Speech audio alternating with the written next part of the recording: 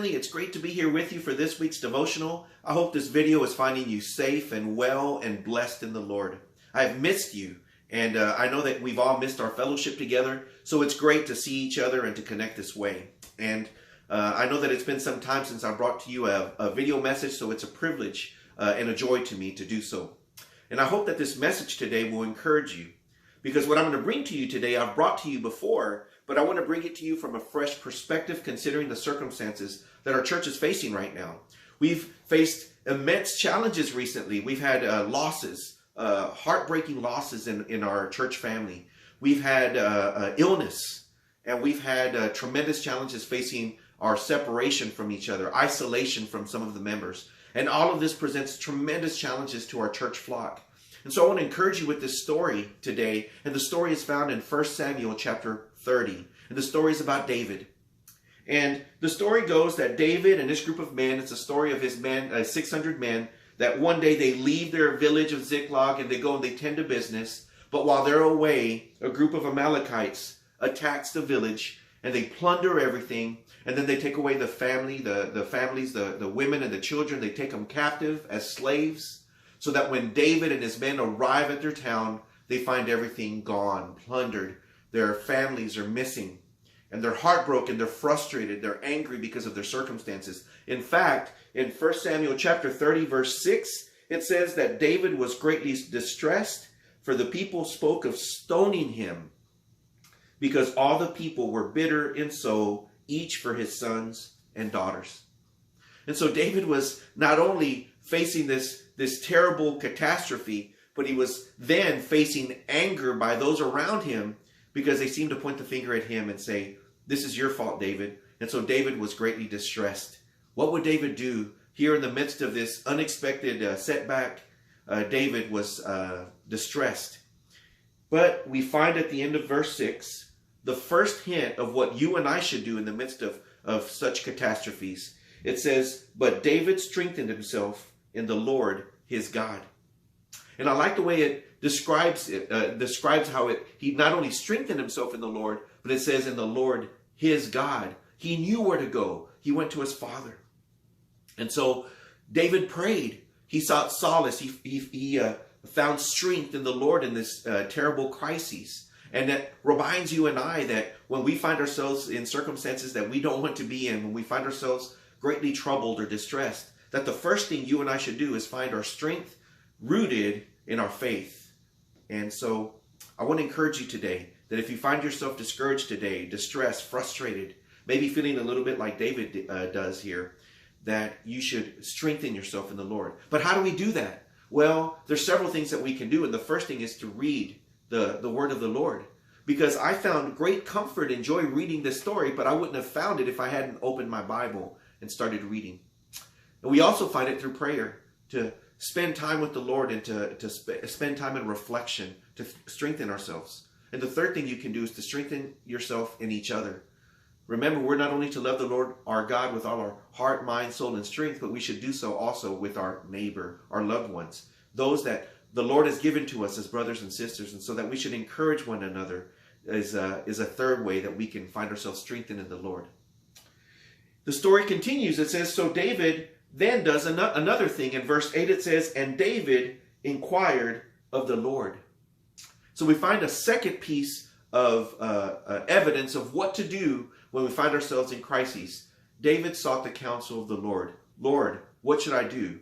We notice he doesn't take matters into his own hands. He doesn't try to solve the problem himself. No, he seeks and inquires of the Lord.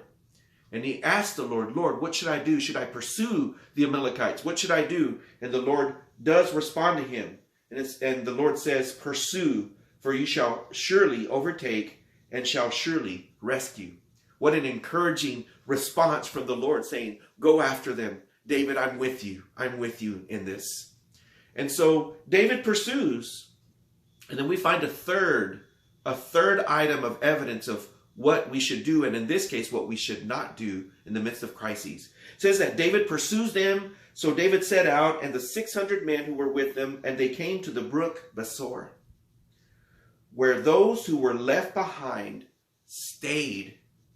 But David pursued, he and 400 men, 200 stayed behind who were too exhausted to cross the brook Besor. I want you to ponder this. I want you to imagine 600 men coming to their village and finding everything ransacked, finding their wives and their children taken as captives by this group of enemies as the Amalekites. And they pursue them and they get to this brook, but 200 of those 600 men were too exhausted to continue, and they stayed there at the brook where there was fresh water, and they allowed the other 400 to pursue. I want you to ask yourself, how tired would these men have to be to stop and not continue, knowing that their wives, that their children were being taken captive? It's incredible. And nothing about the text tells us that this was a noble thing to do. In fact, what we'll find later is that the other 400 men are disappointed, frustrated, and even embittered with this group of 200 men who quit. So the third piece of evidence is actually what not to do. We find two things of what David does. First, he strengthens himself in the Lord. And second, he inquires of the Lord. He seeks the counsel of the Lord. But here we see this group of men of what not to do when we find ourselves in crises. Don't give up. Don't quit. This group of men would have had to answer. I want you to imagine when they go and they find the Amalekites. It says that David defeats the Amalekites. He actually takes back the spoils. He defeats them and he takes back all the families. But I want you to imagine those wives and children of those 200 men that were not there to rescue their families. Imagine them looking around. Where's my husband? Where are they? Where's my father? Where is he? Imagine the explanation. I know that if that were to happen to me, I know that my wife would say, where were you? And so we remind ourselves that there are times, there are moments when we want to give up. There are moments when we get frustrated, discouraged, to the point that we just want to stop and say, I think I'll just stay here and rest. But if the Lord presses you and pushes you and encourages you and says, surely you shall overtake, then trust in the Lord's promise in that. And I'm here to tell you that the circumstances that you're facing right now, the illnesses, the losses, and everything, that the Lord has spoken to you and also said, surely you shall overcome. And so don't stop. Don't quit. You press on, as difficult as it may be, as weary as you may feel, as discouraging as it may appear. I want you to press on. Go beyond the Brook Besor. You press on beyond Brook Besor, and you go on towards the promise that the Lord has given you. And I promise you, you shall have your victory. And in the end, not only were the families reconciled, David did a noble thing. When the 400 men wanted to go and they wanted to refuse to give the spoils to the other 200, when they wanted to punish them for quitting, David says, no, we're one family. We're together in this, and we shall all share in this victory. And I'm here to tell you that as a church community and as a church flock, that's what we should do. We should encourage one another. We should lift up one another. That we should say that in the midst of these great tribulations and trials and everything, that we're going to love one another. And that we're going to lift up the weaker ones. And we're going to lift up those who are discouraged. And we're going to remind them that they are all part of one family. And for those of you that are listening, watching, you're part of the New Spirit family. We love you. We're praying for you. And regardless of whether we see you every time or we don't see you often enough, regardless of the circumstances, you're our family.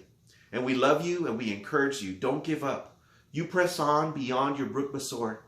And you find yourself holding on to that promise that the Lord has told you. Surely you shall overcome. May this message encourage you and remind you that through all of these things, the Lord is with you. He has strengthened you and he has promised you that he will see you every step of the way. I hope that this message blesses you, and may you have a blessed week this week. God bless.